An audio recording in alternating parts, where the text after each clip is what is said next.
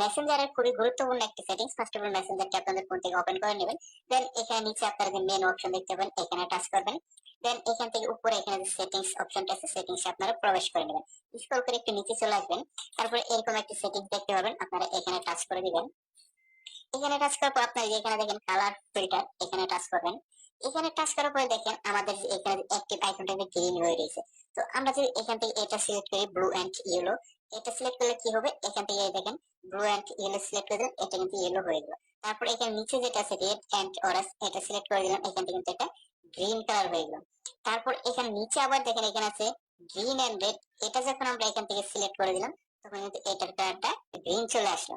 তো এরকম ভাবে যদি আপনারা এখান থেকে যে কোনো একটি কালার আপনাদের পছন্দ হয় সিলেক্ট করে রাখবেন, তাহলে আপনাদের যে অ্যাক্টিভ স্ট্যাটাস বারটা আছে এই অ্যাক্টিভটা আপনারা অন্য কেউ যখন দেখবে তখন দেখবে এরকম আনকমন একটি কালার। এটাতে কিন্তু সকলেই অবাক হয়ে যাবে এই কাজটি আপনি কিভাবে করলেন। তো ভিডিওটি এ পর্যন্ত ভালো লেগে থাকলে অবশ্যই লাইক কমেন্ট করে ফলো দিয়ে পাশে থাকবেন। ধন্যবাদ।